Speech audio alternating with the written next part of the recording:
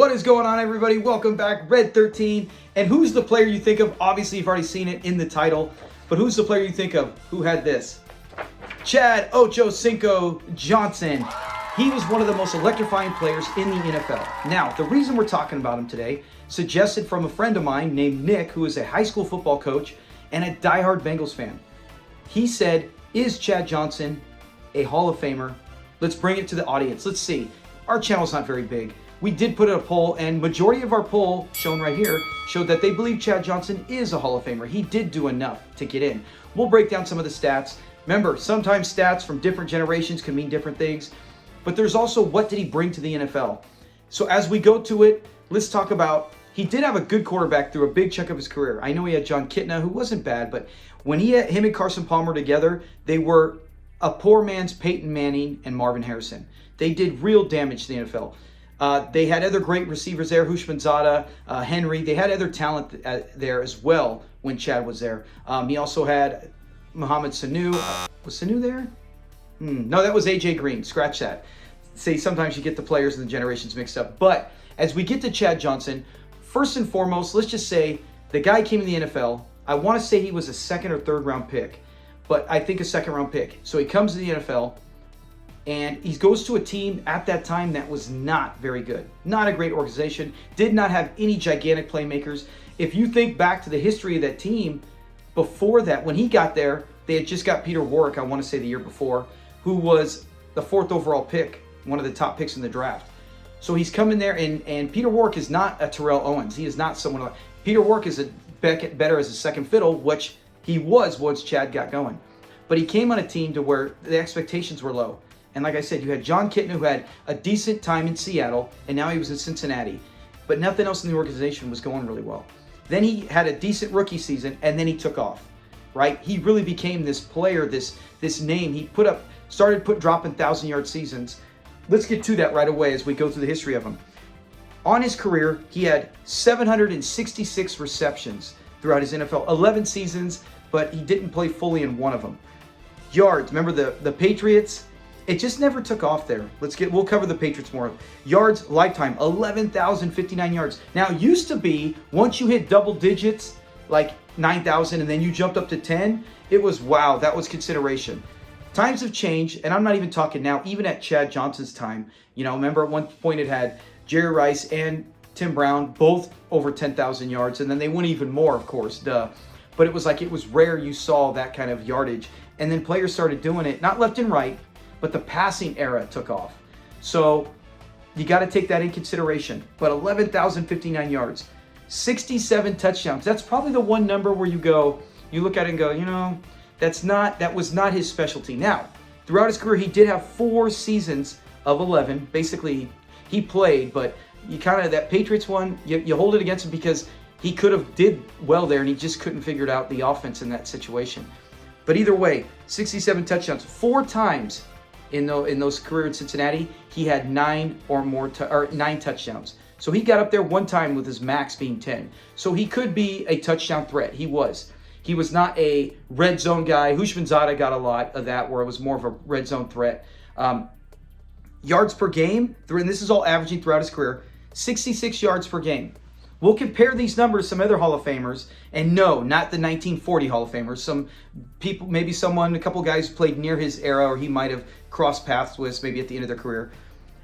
In his season with the 11,059 yards, 7 times he had 1,000 yards. So 7 times out of possibly 10, because like I said, the first year, no, and then that year in New England did not work out. But 7 times he had a 1,000-yard season. 2 of them, they were 1,400 yards. Now, that is pretty good. We have to take in consideration, people were not dropping 2,000 yards, or nobody's ever done that, but like Megatron-type seasons as much. You had Randy Moss had that big season with New England. But the point is, Chad put up good yards, and we have another little bullet for him in a second we'll get to.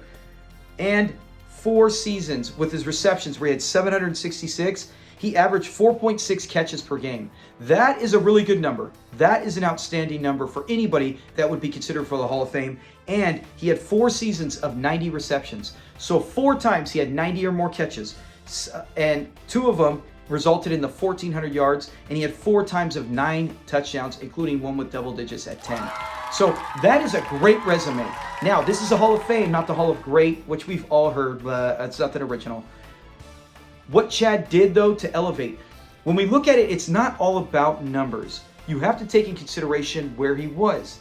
What a running back that rushed for 2,000 yards and had a career of like 10,000 yards in, let's say, 8 or 9 seasons in Jacksonville, right? In a franchise that was like not San Francisco, not New England with Belichick. When it was like, you look at it and you go, that does elevate, in my opinion. That does take him a little higher. I'm just going to beat right to it. I think Chad Johnson should be in the Hall of Fame. Tell me why I'm wrong. Tell me why he should not be if you're this far into the video. But let me know why you don't think he is. I've already heard a few people on our poll when we put it up say, you know what, he was good, but he wasn't great. And I think sometimes they forget, is you can even look at the numbers and go, on the top, he's not top 10 all-time in yards. He's got a lot of guys there's guys who are above him who are not in the Hall of Fame yet. Some of them are about to be eligible. So we'll see. If they get in, Chad might follow. But in the 166 games, this is something I absolutely love. He led the AFC in receiving yards for 4 straight seasons. Now, you go, it's AFC. This isn't the NBA where it was like, the Eastern Conference was weak. So let's say a player, I'm not going to even say that player's name because this channel talks about him enough. But let's say a player gets to the finals several times and they go, oh, that's an easier path. Chad Johnson, AFC, NFC, you lead that conference, not division, conference in receiving yards. That is a huge factor. And he did it not 1, not 2, not 3, 4 times in a row, AFC receiving champion. That, I think, elevates him more than just some of the guys who are ahead of him on the list. Some of the guys that could have had 1 or 2 good seasons and then maybe were not top 5 or 6 the next year. Chad was coming every year. And like I said, on a team that started to make a name for itself, started to become something, they still, in all those years, they never won a playoff game. Never. And that wasn't on Chad. Heck, they had that. I'm not even going to do that. That's a whole other video. We're going to just stick with Chad and this. But he had 5 straight Pro Bowls as well. Now, that is a popularity contest, and that does matter. That's the point with Chad, is that it is a popularity contest. What he did for the NFL, please tell me you remember when he had the ESPN, they would talk about it, where he had his checklist on the board. Could they stop me? Could they cover me? He had all the DBs he was going against. No. Now, some of this you got to think and go, well, Chad, you did get a catch. No one held you catchless, at least the season I remember when he brought that out. But you look at it and you go, you only might have had 3 catches, maybe 4 catches. You didn't even break 50 yards. I would say he probably covered you on those. But Chad's like, no, because he still had catches. He still moved the ball. And then maybe Chad's like, dude, I could have had 100 yards, like all receivers say. But the quarterback missed me. He went to Hushmanzada. He went to Peter Warwick. He did other things like that, which I think Chad actually helped Peter Warwick's career. He went and I think he got paid a decent contract in Seattle when he was a free agent and left Cincinnati because Peter Warwick excelled when Chad was there. Peter was a great player, but he's not a number 1. He's not a possession receiver. He is a gadget, a gimmick, and a receiver who had immense talent. I think he just needed the right system. I think he would have. Can you imagine Peter Warwick with Tom Brady in that check down like he did with Wes Welker? Peter Warwick, now I don't know if Warwick would have been as tough as Welker. Welker got clocked and kept coming till later with the concussions. But Peter Warwick, Chad Johnson made him a better player and got him paid, I think, in Seattle. I can't remember the contract, but I remember he left Cincinnati and I was like, hey, you should have stayed with him. But Chad and Palmer made great chemistry there. In his career, this is what he averaged per season. 69 receptions, 1,005 yards, and 6 touchdowns. That, to me, if you just look at the numbers, right, and 16-game season, just look at the numbers. If you say this is a Bengals receiver, he has outdone other Bengal, I think the all-time other than A.J. Green when he came in. But at the time, I think he was the all-time leader in everything. So everyone before him got in the Hall of Fame. Collinsworth. But that's different. That's why it's so hard to go base it just on numbers. Right? With baseball, it's easier. Baseball is probably the easiest. Even basketball, you can. I know there's different eras, tough, whatever. But the numbers are the same. Football, man, when it comes to receivers, running backs, even quarterbacks, the generations and the era changes, it's hard. But reading that stat line, I'll have it down here the whole time. Do you think that is Hall of Fame worthy? In his era, who he was playing with. Now, throw on top all the fun things. that is what led SportsCenter. And to me,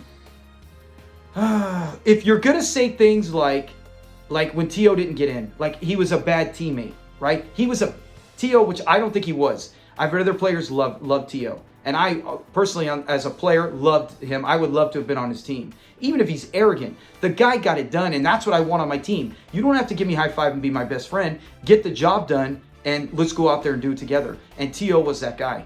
So, but even if you're going to say, hey, T.O.'s doing sit-ups in his driveway, he shouldn't be Hall of Fame. And he didn't get in right away, which was nonsense. That's a whole other story. But that he should have been first ballot. But as we look at it with T.O., if you're going to use those against him or even bring things like that up, then you have to bring up the positives, which was Chad Johnson, who was not a guy like that. He was not out there doing sit-ups. He was not. It was all about fun in the game. And when he did the Hall of Fame jacket on Monday Night Football, and he kept saying, hey, we got something for you, get ready. And I hope those question marks turn into like 2026. You know, the last two questions, 26 or 25. Something in the next few years he can get in. Maybe if it's even 29 or 30. But my point is that when he did that, I mean, who doesn't remember when he did the river dance?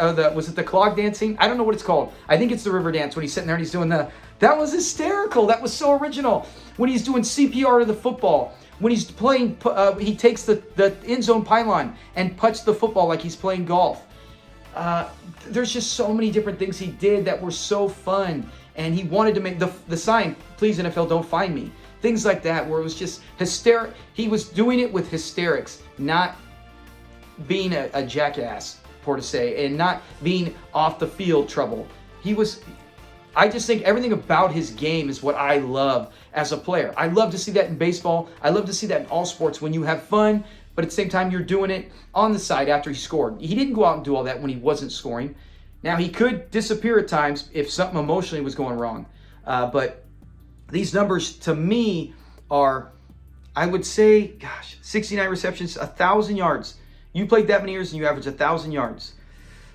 I think that's Hall of Fame. Like I said, personally, me, already Hall of Fame, just on what he did with the 4 years in a row leading the AFC. He was the best player in his conference, and the stats show it, for 4 years in a row. That's good. Now, TD got Super Bowls, so I'm going to say Terrell Davis is above that. There's no question. He only did it, 7 years? I think Terrell Davis belongs in the Hall of Fame because of everything he did in a short amount of time.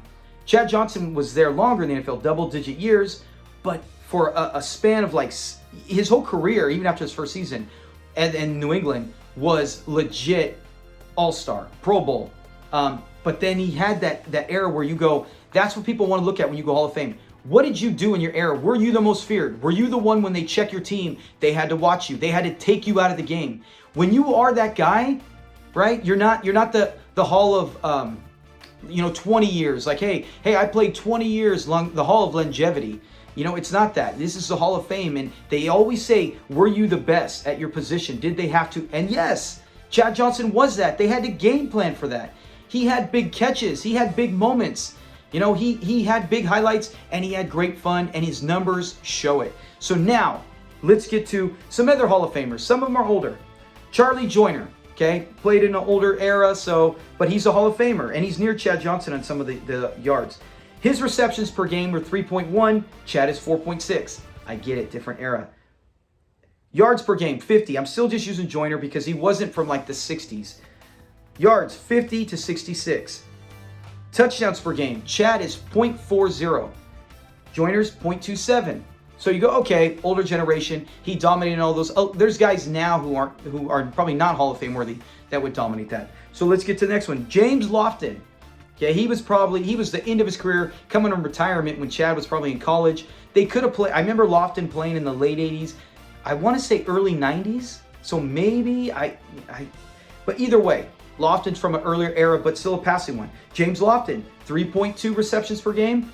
Chad Johnson, 4.6. Okay, yards per game, 60 for Lofton. So Lofton just showed, hey, he can catch, but he's a bigger yards guy. 66 for Ochocinco.